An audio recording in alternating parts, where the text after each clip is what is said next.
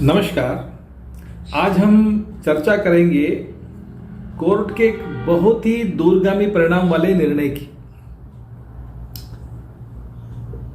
क्या आप जानते हैं कि हाल ही में मद्रास हाई कोर्ट ने भगवत गीता के बारे में एक ऐतिहासिक फैसला सुनाया है। जी हां, कोर्ट ने साफ साफ कहा कि भगवत गीता कोई धार्मिक पुस्तक नहीं है बल्कि नैतिक विज्ञान है।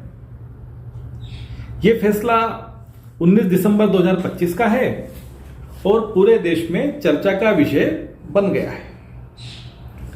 तो आज इसी विषय पर हम चर्चा करेंगे कि यह पूरा मामला है क्या। तो बात दरअसल यूं है कि तमिलनाडु के कोयम्बटूर में एक ट्रस्ट है जिसका नाम है अर्ष विद्या परंपरा ट्रस्ट। यह ट्रस्ट वर्षों से वेदांत, संस्कृत, हठ योग और भगवत गीता की शिक्षा सभी को देता आया है। साथ ही प्राचीन भारतीय ग्रंथों जैसे पांडुलिपियों का संरक्षण और डिजिटाइजेशन का भी काम करता है।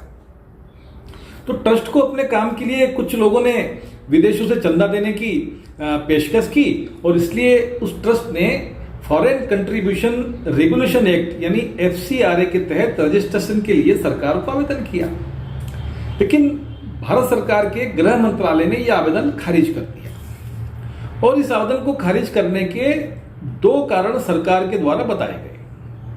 पहला कारण सरकार ने बताया कि ट्रस्ट ने बिना पूर्व अनुमति के कुछ विदेशी फंड जो लगभग 9 लाख रुपए का था वो लिया था और ट्रस्ट की गतिविधियां धार्मिक लगती हैं क्योंकि वो भगवत गीता, उपनिषद, वेदांत और योग लोगों को सिखाता है।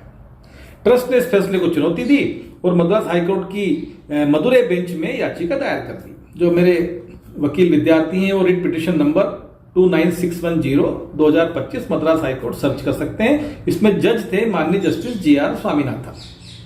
तो जस्टिस स्वामीनाथन ने गृह मंत्रालय का आदेश जब रद्द कर दिया और मंत्रालय को 3 महीने में दोबारा विचार करने का जो निर्देश दिया तो यह चर्चा का विषय बन गया। तो सबसे महत्वपूर्ण बातें जो कोर्ट ने इस केस में कही वो मैं आपके सामने आज साझा करने वाला हूं। कोर्ट ने इस केस में यह कहा कि भगवत गीता कोई धार्मिक किताब नहीं है, यह नैतिक विज्ञान है जो आंतरिक और शाश्वत सत्य की शिक्षा देती है। कोर्ट ने आगे कहा कि भगवत गीता को किसी एक धर्म तक सीमित नहीं किया जा सकता, यह भारतीय सभ्यता की साझा धरोहर है। और सबसे मजे की बात यह थी कि इसी केस में मद्रास हाईकोर्ट प्रयागराज हाईकोर्ट के पुराने फैसले का हवाला देते हुए कहता है कि गीता को राष्ट्रीय धर्मशास्त्र भी कहा जा सकता है और यह महात्मा गांधी, श्री अरविंद और लोकमान्य तिलक जैसे स्वतंत्रता सेनानियों की प्रेरणा का स्रोत रही है। योग के बारे में कोर्ट ने इस केस में कहा कि योग को धर्म के चश्मे से देखना बहुत गलत और अत्याचारी होगा।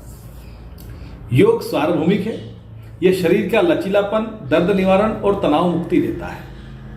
वेदांत पर कोर्ट ने इस मामले में कहा कि वेदांत हमारे पूर्वजों द्वारा विकसित शुद्ध दर्शन है और कोर्ट ने इस मामले में संविधान के अनुच्छेद 51A का भी जिक्र किया। उसमें कहा कि हर नागरिक का मौलिक कर्तव्य है कि वह स्वतंत्रता संग्राम के आदर्शों को हृदय में संजोए और भारत की समृद्ध सांस्कृतिक विरासत का संरक्षण करे। और भगवत गीता, योग और वेदांत इसी भारतीय सांस्कृतिक विरासत का एक अंग है और यह भगवत गीता, योग, वेदांत इसी विरासत का हिस्सा है।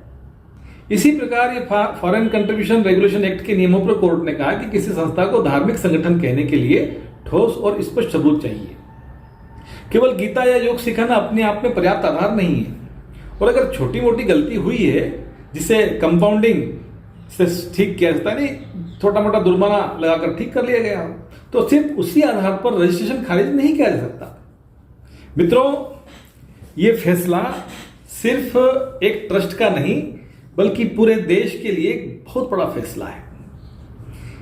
माननीय हाई कोर्ट का यह निर्णय साफ करता है कि भारतीय ज्ञान परंपरा और संस्कृति को किसी संकीर्ण धार्मिक टैग में नहीं बांधा जा सकता।